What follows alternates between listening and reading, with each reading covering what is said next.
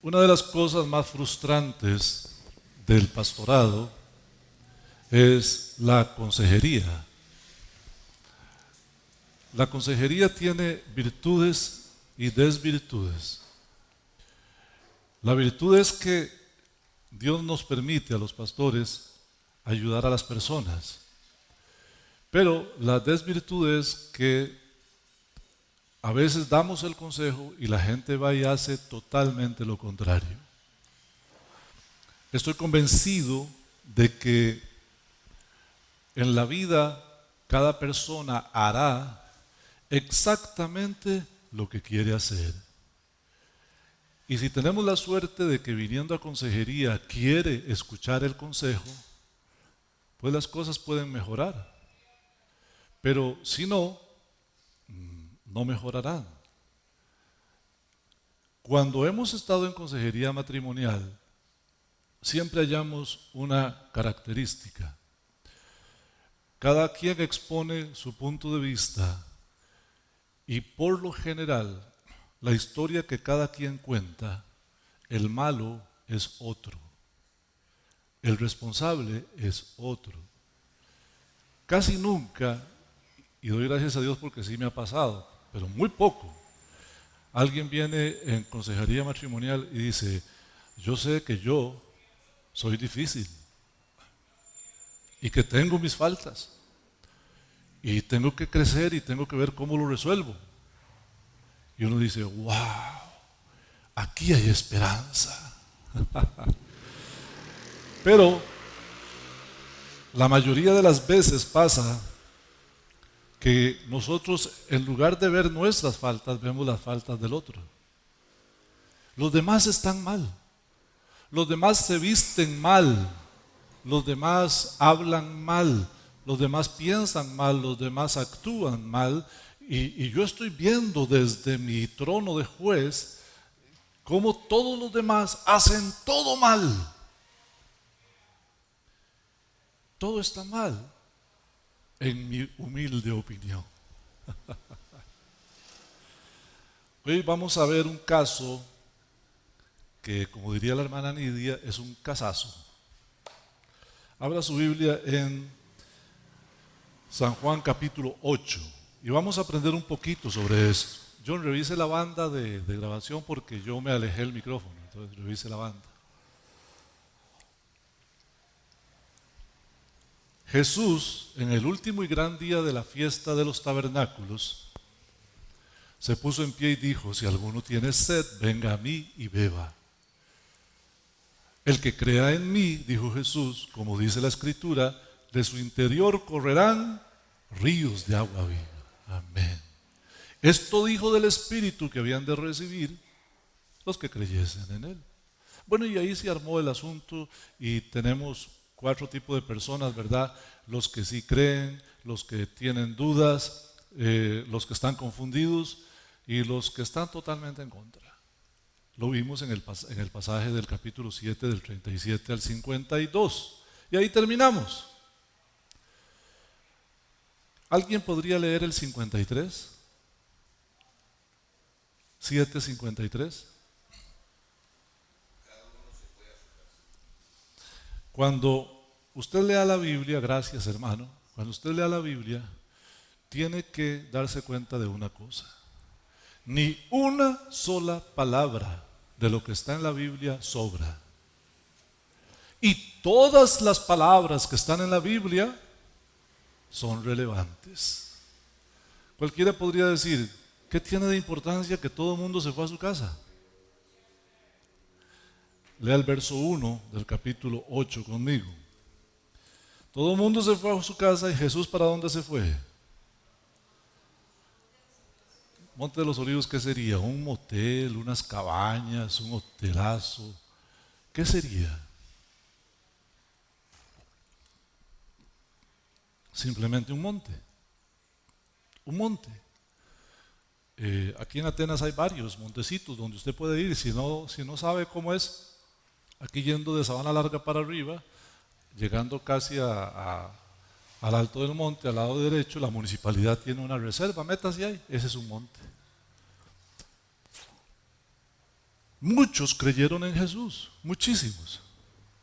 Muchísimos creyeron en Jesús. Pero ninguno fue capaz de ofrecerle su casa. ¿Puedes verlo? Jesús predicó, enseñó, retó a las autoridades, estuvo todas las fiestas de los tabernáculos ahí. A la mitad de la fiesta se puso a enseñar y enseñó hasta el último día. Y los que creyeron en él, pero ninguno le ofreció su casa. Y Jesús se fue al Monte de los Olivos porque no tenía y no tuvo ese día donde recostar su cabeza. Hay una curiosidad en la Biblia cuando hablamos de evangelismo. Un texto que usamos para evangelizar es Apocalipsis 3:20. Como ustedes son bíblicos y han evangelizado, cuéntenme, ¿alguien sabe qué dice Apocalipsis 3:20? Sin verlo en la Biblia. Vamos a ver si se acuerdan. ¿Cómo?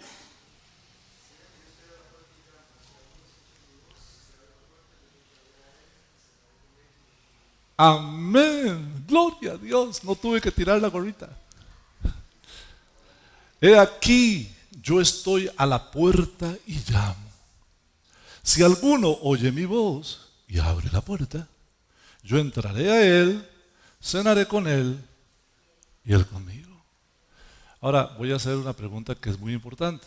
Cuando usted lea un texto bíblico, una de las primeras cosas que usted tiene que preguntar es, ¿a quién se le dijo eso? Y yo le voy a preguntar, ¿a quién se le dijo eso?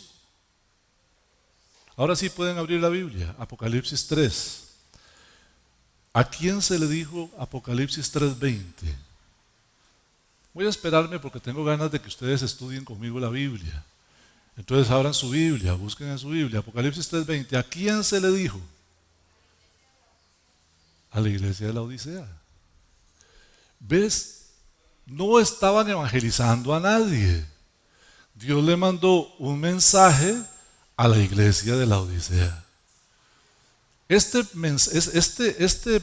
texto de Apocalipsis 3:20 es Dios hablándole a la iglesia.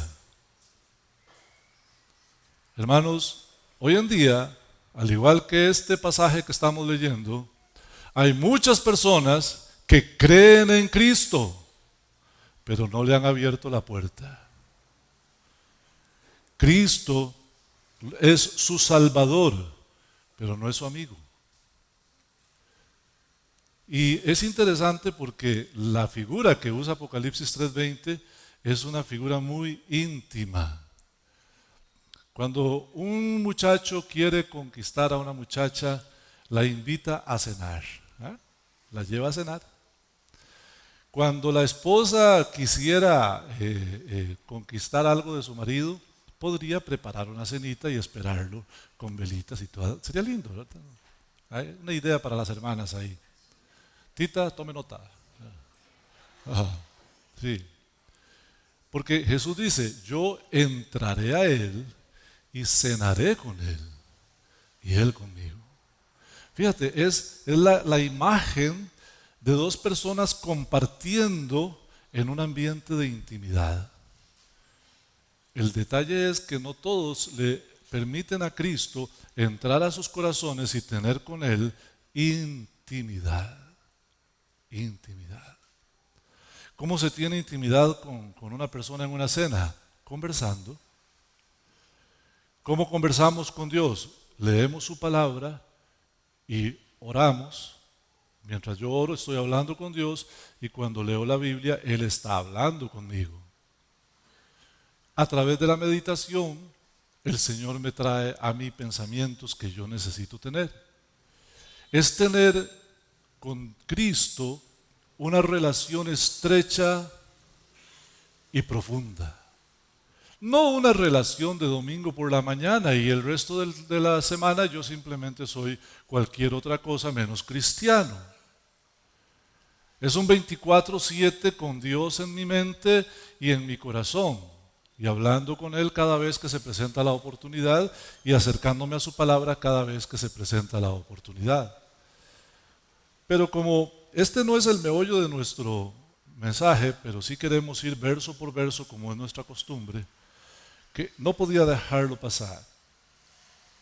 Hay muchos que son creyentes sin intimidad y hay muchos que no le han abierto la puerta de su corazón al Señor para que Él entre y cene con ellos y Él cenar con el Señor.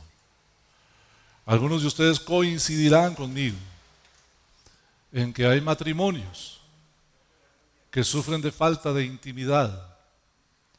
Y no me refiero a la intimidad física, porque esa es de la más común que uno puede tener. Eso basta con tener el deseo carnal y la esposita cerca. Nada más, no se ocupa nada más. Pero le hablo de la intimidad del corazón. Hay maridos que pasan toda la vida y nunca conocieron a su esposa, sus pensamientos, sus deseos, sus miedos, sus alegrías, sus tristezas. Y de igual manera muchas esposas pasan toda la vida sin conocer a su marido. La intimidad profunda y cercana se produce hablando, prestando atención a lo que el otro dice. Ya dimos una charla matrimonial hoy también, aquí. Sigamos leyendo, hermanos. Siga conmigo ahí en el verso 2. Y por la mañana Jesús volvió al templo y todo el pueblo vino a él. Y sentado él les enseñaba. El ministerio de Jesús tuvo varias facetas, pero específicamente dos. Una de milagros, donde van incluidas las sanidades y todos los milagros. Y la otra fue de enseñanza. Esa faceta de enseñanza de Jesús tuvo también dos fases. Una es la revelación. Jesús les dijo a ellos muchísimas cosas que ellos no sabían. San Juan 14:6. Yo soy el camino, la verdad y la vida, y nadie va al Padre sino por mí. Eso no estaba escrito en el Antiguo Testamento, sino que Jesús se lo reveló ahí, en ese momento. Y la otra es la iluminación. Jesús tomaba los textos del Antiguo Testamento y arrojaba luz sobre ellos para que la gente que lo escuchaba entendiera.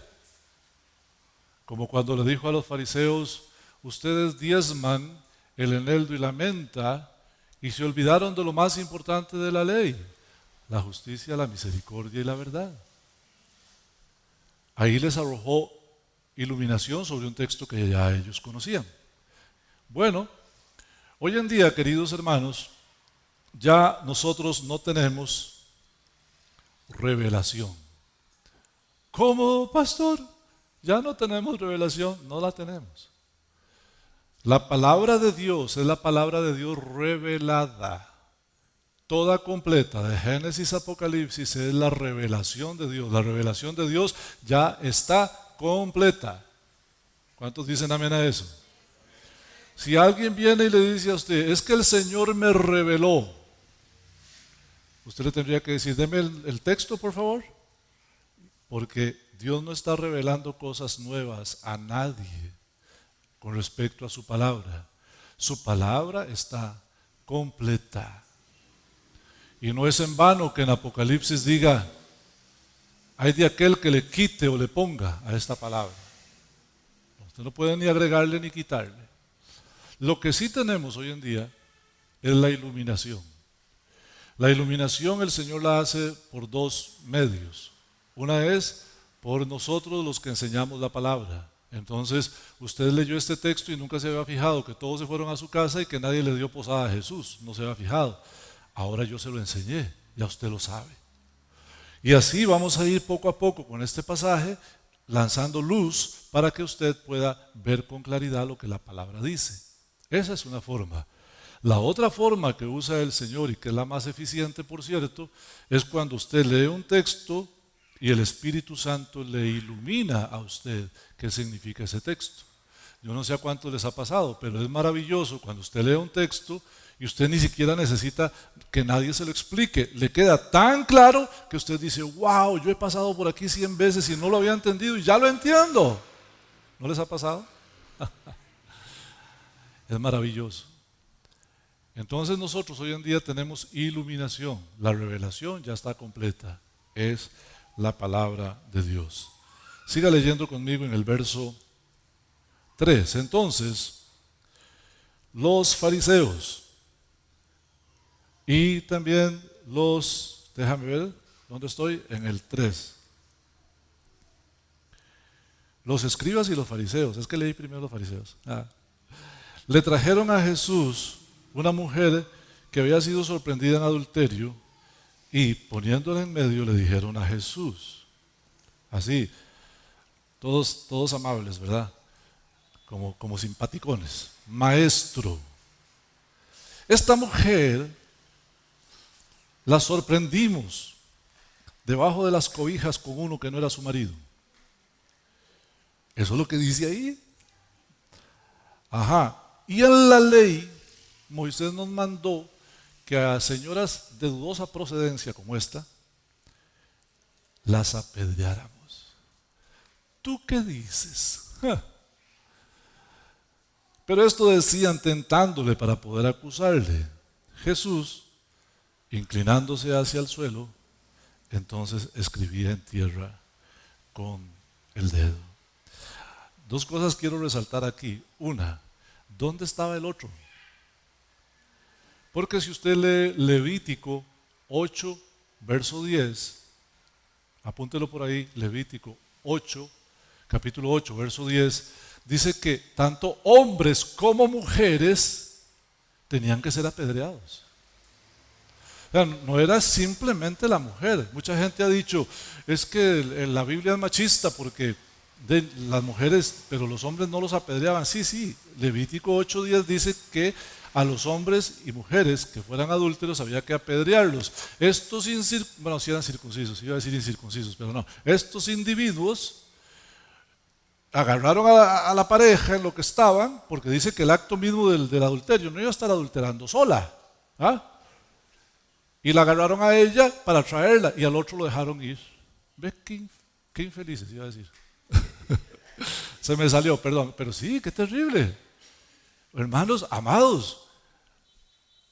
Y lo segundo es que ustedes pueden ver aquí una clara representación de cómo la religiosidad, los religiosos la van a defender con uñas y dientes y no importa contra quién, ellos van a defender la religiosidad con uñas y dientes. ¿Usted sabe por qué nosotros somos los hermanos separados?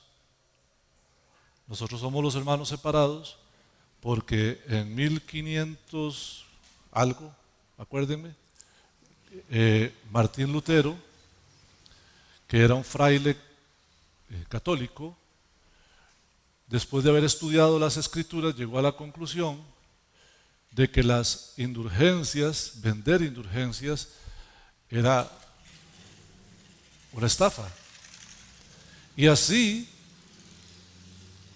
propuso 90 y tantas tesis, creo que son 99, que se practicaban como religión y que no forman parte del canon bíblico, son antibíblicas.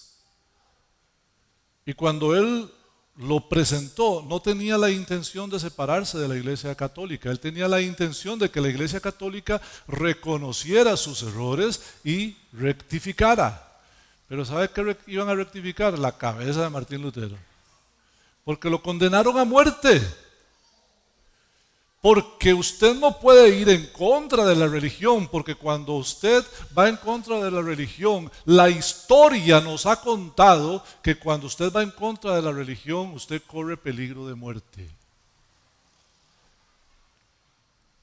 Yo sé que este tipo de cosas no son muy populares, pero la Santa Inquisición no es evangélica.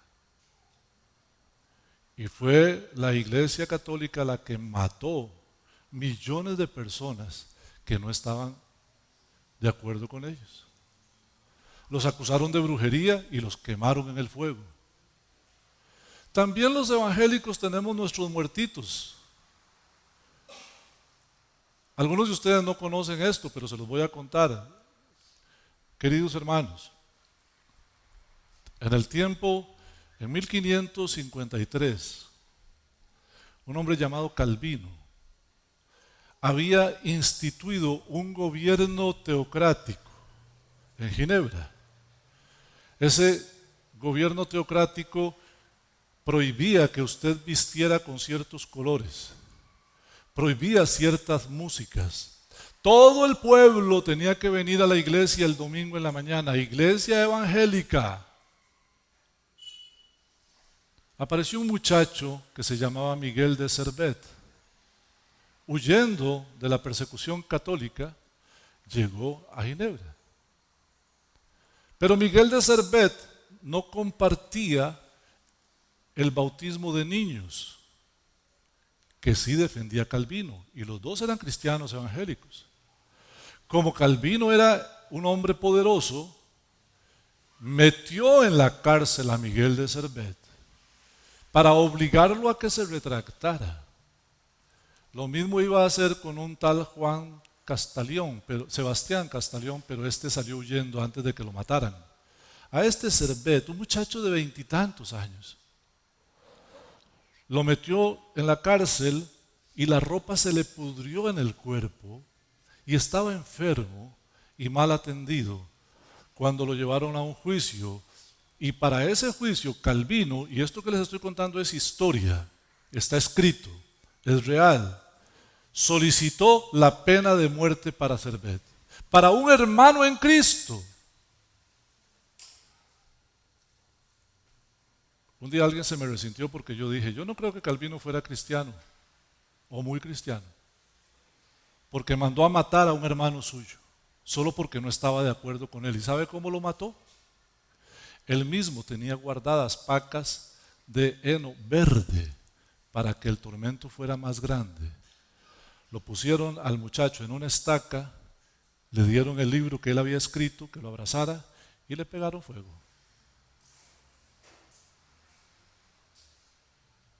Religiosidad evangélica también.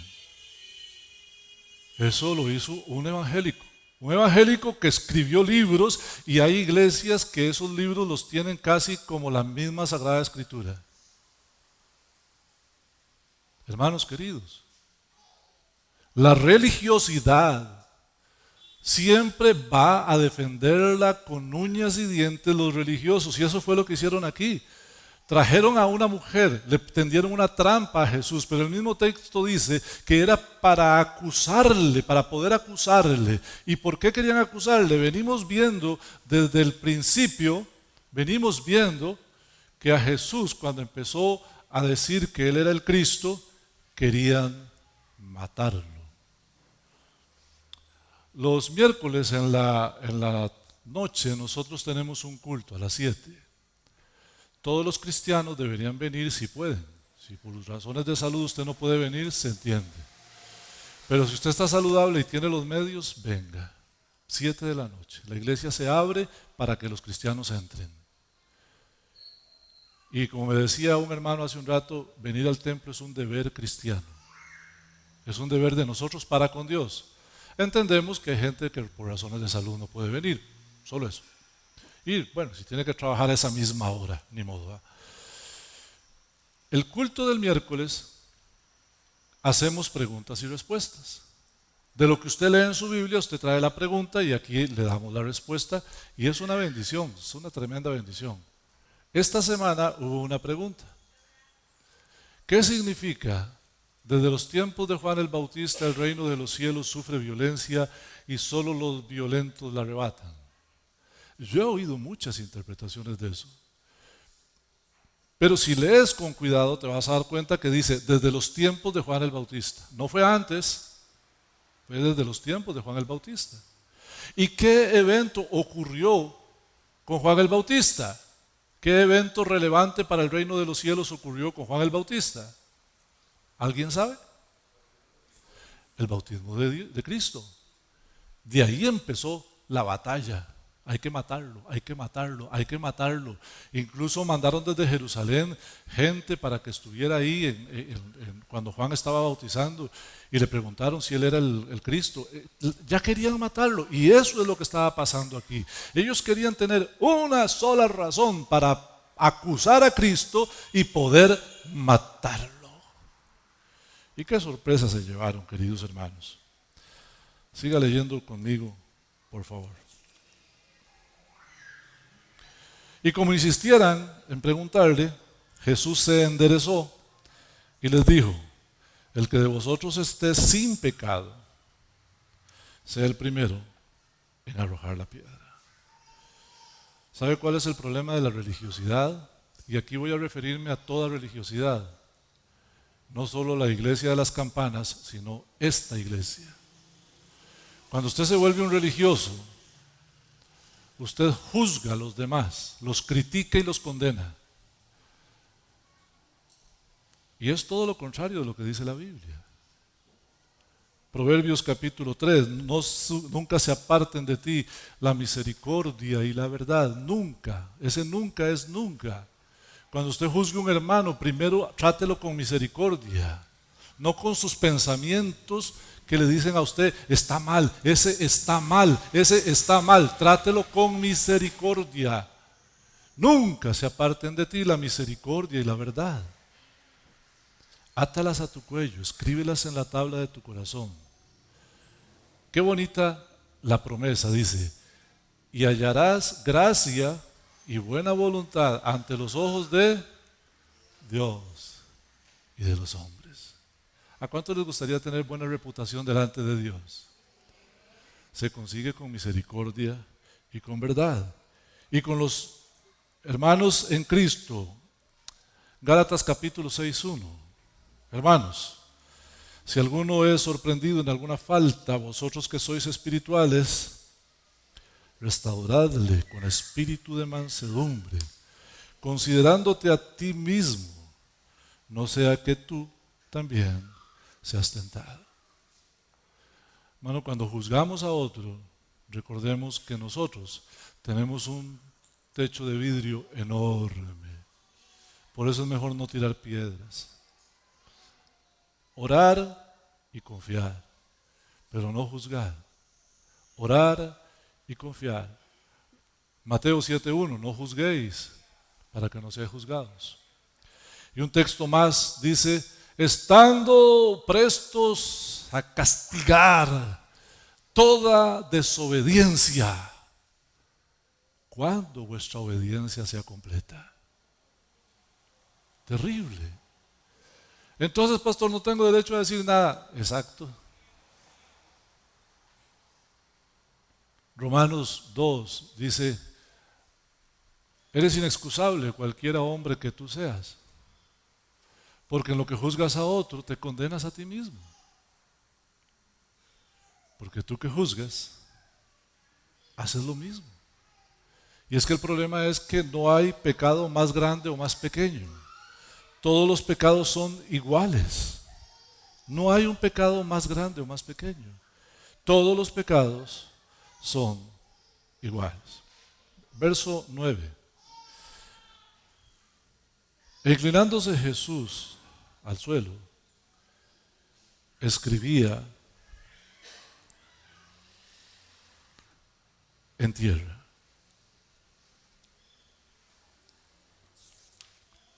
Yo estaba pensando mucho en este asunto de... Es el 8, creo. Sí, el 8. Perdón, les dije 9. Romanos 8:8. Inclinándose de nuevo hacia el suelo, Jesús estaba otra vez escribiendo en tierra. Yo estaba pensando en esto. Jesús se sentó a enseñar. Y dice el verso 2 que todo el pueblo vino a él. Esto que estaba pasando aquí no se hizo en un grupito de personas. Ellos se abrieron paso entre la gente y pusieron a la mujer aquí, a la par de Jesús, y le dijeron a Jesús: ¿la matamos o no la matamos? Jesús estaba escribiendo en tierra. Nunca hemos sabido qué escribió Jesús en esa en ese momento. Algunos especulan, a mí no me gusta especular. Si la Biblia no lo dice, es porque no nos toca a nosotros saberlo. ¿O acaso no dice la palabra, las cosas reveladas son para nosotros y las no reveladas son de Dios? Si no está en la Biblia, no lo diga, no especule. Pero sí Jesús está escribiendo en tierra después de que les mandó semejante pedrada. Los que estén libres. Y lo que sigue, hermanos, vea lo que sigue en el verso 9. Pero ellos al oír esto, acusados por su conciencia, salían uno a uno avergonzados, desde el más viejo, los más viejos, hasta los más jóvenes. Y quedó Jesús solo allí con la mujer que estaba en medio. Primera de Juan 1:8 dice que si nosotros decimos que no tenemos pecado, estamos mintiendo y que la verdad no está en nosotros. Ellos sabían que Jesús había puesto el dedo en la llaga. Hace unos días, hablando con alguien, yo le decía, pero ¿no te das cuenta que cada vez que yo menciono esto, vos le tirás al otro? Y es la naturaleza humana. ¿Cuántos esposos que están aquí, esposas que están aquí, en una discusión no han oído decir a su cónyuge, cuando usted le dice, es que esto y esto, así y así, ah sí, pero usted tal cosa? Levanten la mano los que sí. Perdón, tita, pero es que así es. Los otros son un montón de... Vamos a ver otra vez. Levanten la mano los que sí. Todos, hermano, todos. Por eso Jesús les dijo lo que les dijo. Y vea cómo salieron. Acusados por su conciencia, avergonzados. Siga leyendo conmigo ahí. Verso 10. Enderezándose Jesús y no viendo a nadie. Cuando dice aquí a nadie, no es a la multitud que vino a que él enseñara, sino a nadie de los que trajeron a la mujer. Sino a la mujer le dijo, mujer, ¿dónde están los que te acusaban? ¿Ninguno te condenó? Ella dijo, ninguno, Señor. Entonces Jesús le dijo, ni yo te condeno. Vete y no peques más. Dejé lo mejor para el final. A ver, levante sus manos un momento. Todo levante sus manos. ¿Sí? Haga esto con sus manitas. Eso. Ya se despertó. Okay, gloria a Dios. Porque lo que le voy a decir no quiero que se lo pierda. Porque es lo mejor del mensaje. Y estoy emocionado de poder decírselo. Con el caso de la mujer adúltera, nosotros podemos ver varias verdades bíblicas que son maravillosas. La primera, Dios no quiere condenar a nadie, Él quiere salvar a todos. Él no quería que mataran a la mujer, Él no quería que se perdiera la mujer, Él quería salvarla a ella. San Juan capítulo 3, verso 17 dice, porque no envió Dios a su Hijo al mundo para condenarlo, sino para que el mundo fuese salvo por él. La segunda cosa es que el Señor nos ayuda. Oiga, qué lindo esto que le voy a decir. Métaselo en el corazón, trágueselo, guárdelo ahí, escríbalo en alguna parte, haga un rótulo y lo pone en su casa. Cristo nos ayuda aunque no lo merezcamos. Esta mujer, según la ley de Moisés, había que matarla. Y solo estaba ahí por un mero trámite, porque ella iba a servir para acusar a Cristo. O sea, ellos en realidad no estaban interesados en la mujer y su destino, ellos estaban interesados en acusar a Cristo. Cristo, en vez de volver a los acusetas come cajetas, los ve a la mujer. Eso es un decir tico, hermano. Si alguno que no es tico está aquí, sepa que acusetas come cajetas es decirle, usted es un mala gente por estar acusando. Traducción de una vez. y ve a la mujer, y Jesús tuvo compasión de ella y no vio el pecado de ella, sino vio a una persona que sin merecerlo necesitaba la intervención de Dios para ser salva. Y eso es lo que Dios hace con usted, hermano. ¿Cuál de nosotros aquí es tan bueno que merezca la salvación? Ninguno. Pero escuche bien. Voy a preguntar algo más. ¿Cuántos de aquí, en cuanto al pecado, a veces hemos metido la pata bien feo y bien adentro? Los demás pueden decir que no, yo no les creo de todas formas. No les creo. La Biblia dice, no hay justo ni aun uno. Y qué lindo es saber que el Señor, a pesar de que yo peque, no me rechaza. Él me ayuda a entender mi pecado y me ayuda a salir del pecado. Le dijo, vete y ya no peques más. El Señor nos ayuda aunque nosotros no lo merezcamos.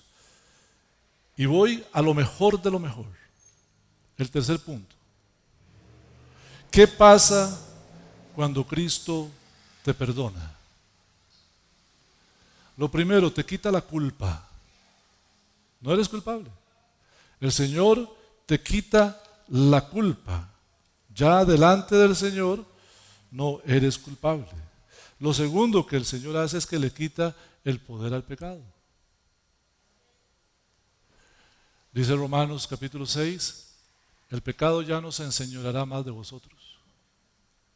Y con quitarnos la culpa también la palabra dice, donde no hay ley no se inculpa de pecado. Y también la Escritura dice, ya vosotros no estáis bajo la ley, sino bajo la gracia. Te quita la culpa y le quita el poder al pecado. Ya el pecado no tiene ningún poder. Ayer me hicieron una pregunta muy linda. Todos los que quieran hacer preguntas y tal vez no pueden venir el miércoles, este es un hermano que trabaja hasta las 8 de la noche, entonces él no puede venir. Me hizo una pregunta por WhatsApp. Hágame las preguntas por WhatsApp también. John, busque la tarjetica mía y la pone ahí por si alguno no tiene mi número. La concupiscencia, ¿es algo de nosotros o es algo que aprendemos? Ah, qué buena. Usted, querido hermano, con esa cara de santo que tiene concupiscencia. Hay algunos que piensan que nada más les faltan las alitas para salir volando. Tienen concupiscencia. El pastor tiene concupiscencia. ¿Dónde está el detalle? En que cuando nosotros venimos a Cristo, el Señor le quita el poder al pecado. El pecado ya no se enseñoreará más de vosotros. Esa concupiscencia es como una batería desconectada. Tiene el potencial, pero no sirve para nada porque está desconectada. Quiere decir, pastor, que entonces yo no voy a... Exacto, eso es lo que quiere decir. El libro de Judas, capítulo 1, creo que es el verso 24, dice que Jesús es poderoso para guardarnos sin caída y presentarnos delante de Dios limpios y con gran alegría. ¿Alguien puede decir amén? De modo y manera, querido hermano, que si usted es cristiano y metió la pata bien metida hasta el fondo y necesitó la misericordia de Dios y sus hermanos, eso ocurrió por una sola razón, una sola, porque a usted le dio la gana, porque usted quiso hacerlo. No me venga con el cuentico que vino un señor una vez a hablar con un pastor amigo mío y le dijo, pastor, tengo que confesar algo delante de la iglesia, pero tiene que ser delante de la iglesia. Bueno, está bien. Lo pasó en el culto y lo puso ahí, hermano, él quiere decir algo. No le hagan caso al diablo cochino. Ese diablo es tan cochino que me agarró y me tiró en una cama con 2 mujeres. Cochino es él. Querido hermano, cuando usted peca con los pecados que dice la palabra, es porque usted quiere. Pero usted puede parar en el momento que quiera. Yo les he dicho aquí, A los gritones, sepan, ustedes pueden parar de gritar cuando les dé la gana. Y si no paran es porque no les da la gana. Y así con todos los demás pecados, hermano. Usted puede parar en el momento que usted quiera. Dice la palabra que el pecado ya no se enseñorea más de nosotros, no tiene poder. Cristo le quitó el poder al pecado. Usted puede vivir libre. Un día alguien me dijo, es que ser cristiano es tan difícil. Y yo dije, ¿what? ¿Es en serio? No, como ahora estoy más fino, en lugar de decir what, dije, ¿really? No, queridos hermanos. Ser cristiano no es difícil. Lo difícil es que vos te metas en el asunto. Lo difícil es que abras la puerta y Cristo venga a cenar contigo y vos cenes con Cristo. Que Cristo no solo sea tu Salvador, sino que también sea tu amigo. Que tengas intimidad con Dios. Quiero decirle una cosa, cuando usted tiene intimidad verdadera con Dios, entonces esta palabra se cumple. Pero cuando usted es un cristiano carnal flojito, entonces usted no solamente el pecado está buscándolo, usted está buscando el pecado. Y a veces en lugar de huirle lo abraza. Pero no es porque la obra de Cristo no es completa, sí es completa.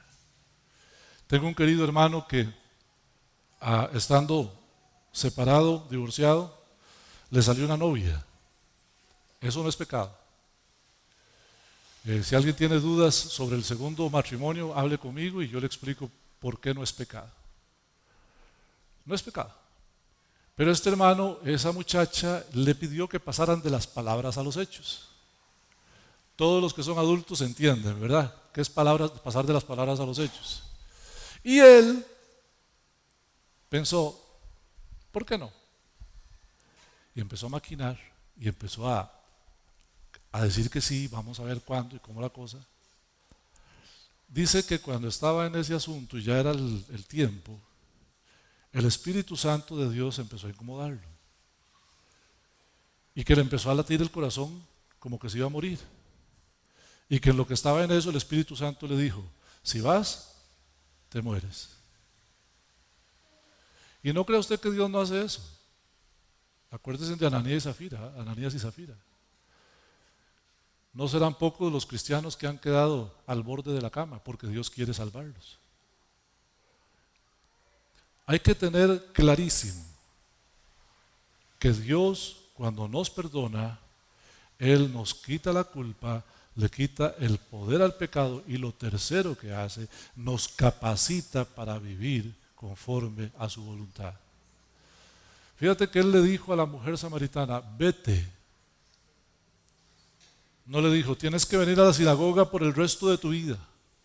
No le dijo, tienes que hacer una caminata de aquí a no sé dónde y tienes que entrar de rodillas. No le dijo nada de eso. Solo le dijo, vete y no peques más.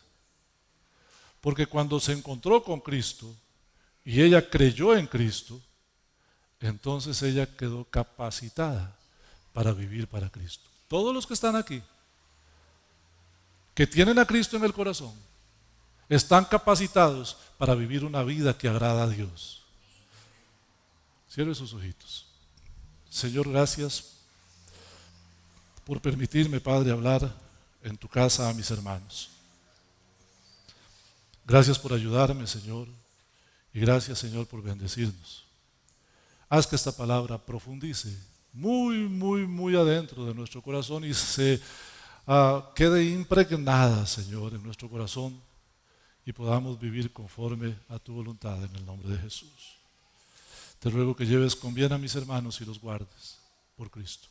Amén. Dios les guarde, hermanos. Aquí hay un bosquejo por si alguien lo quiere.